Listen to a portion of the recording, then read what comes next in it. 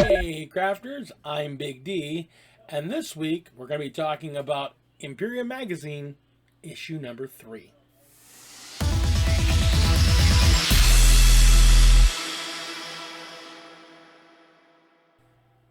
Hey crafters, here we are with Imperium Magazine number 3.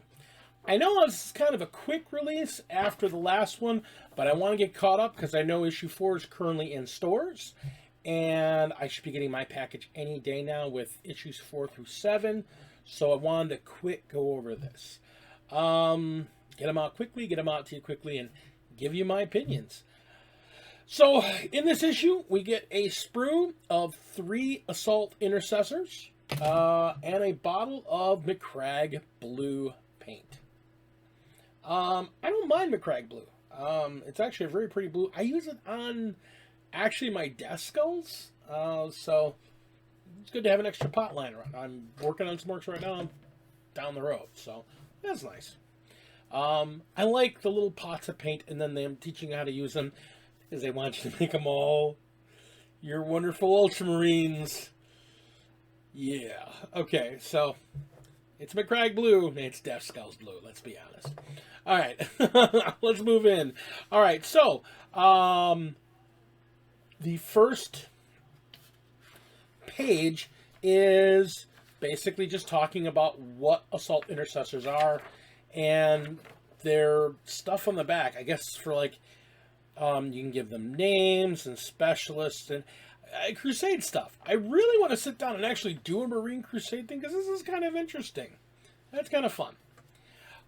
We've got then a bunch of lore focusing on the Dark Imperium, talking about exactly what a tomb world is, and a story that's basically the setting for where all this is going on with. So again, nice, really nice. I like the layout. I can't wait to get my binder to start putting these in there. It's really just kind of a neat little thing of, here's, 2 years of a hobby in little binders. It's cool. Alright, so then the next part is the how to build, and it's just straightforward how to build. These are push fits, technically. I glue them. I don't care. I glue my stuff. But they do talk about how to clean them up, how to clip them, what your components are, lining them up, getting them all done. So that's, their build rules and their build setup is really good. Talk about the 32mm base, because they are larger than the ones you were working with the Necrons, which I believe are 25s. And then they talk about them and what they're going to look like. And I don't know if these look like a little slightly different build. There's one with a grenade. I don't remember seeing that one. I could have just been an alternate arm that I didn't build, but that's cool. So that'll be interesting. It'll be a nice swap out for my guys when I use it. I might need to get like 2, so I have a squad of 5 spare lying around. I don't know, I might grab another copy of this just to have 5 Marines. We'll see. And then how to paint. And it actually has instructions on how to open and use their paints and how to keep it clean and how to keep it closed. And GW, we know this is all lies. You're the worst paint pot design ever. They're terrible. Stop it. Give us dropper bottles. Oh God. They show you how to use a palette, which is nice.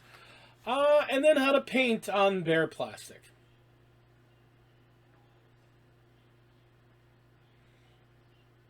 I think I'm personally feeling insulted. You guys don't paint on plastic in any of your tutorial videos. Why are you telling people to do this in your instructions here? Why? Why are you doing this?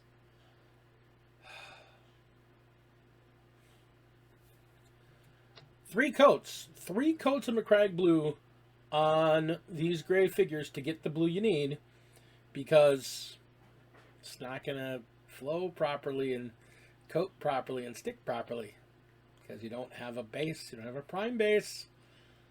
Prime your figures, folks. Prime your figures. My God. And they even talk about, hey, there's going to be bare plastic when you're done. That's okay. We'll paint over it. And I mean this. This is literally a quote. Bare plastic. You will notice some areas have not been painted. If you got paint on these areas, don't worry. You'll be painting over them later. I'm betting the colors you paint over, if you paint the whole thing blue, the areas you paint over, it'll stick a little better. Or you could just prime them. Oh. You realize how much money you could make, GW, if you actually made primers? Like, your sprays aren't even proper primers. They're just the paint in an aerosol form, and they don't have the acetone, the slight misted acetone in there for the paint to cling with them. I end up priming everything and then put your sprays on when I use them. Mainly Death Guard Green. That's the only real spray I use yours. Oh, and Lead Belcher. Because I like Lead Belcher. It's a great paint. But you got to put it on something. You got to prime your figures. Am I going on about this too much? No. Because GW is telling people not to prime their figures. What's wrong with you? All right. Okay, next section here, called Hold Them Back. It's about melee combat. And it's, again, the next half of the magazine is all about learning more how to do your fighting. And this is doing, and again, how to do the physical fighting. There's some shooting, but it also talks about the fighting and doing melee combat. Obviously, if you're doing Assault Intercessors, you need to know about melee combat because that's their best thing. And it just goes into really deep and easy to follow instructions on doing melee combat in 40K. Again, these first couple issues are really, really great for somebody new into the hobby.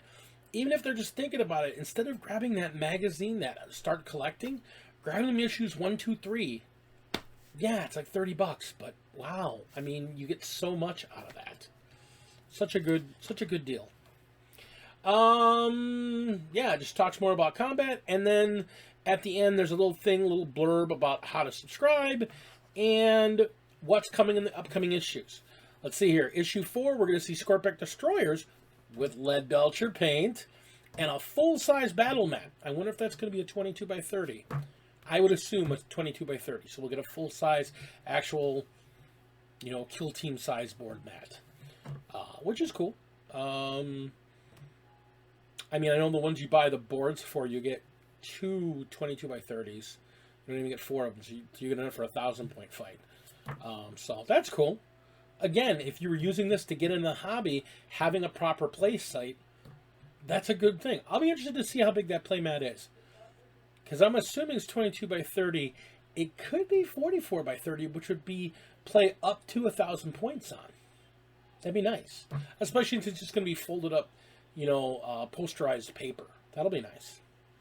And then issue 5, we're going to get a Primaris Captain with some instruction on how to paint him.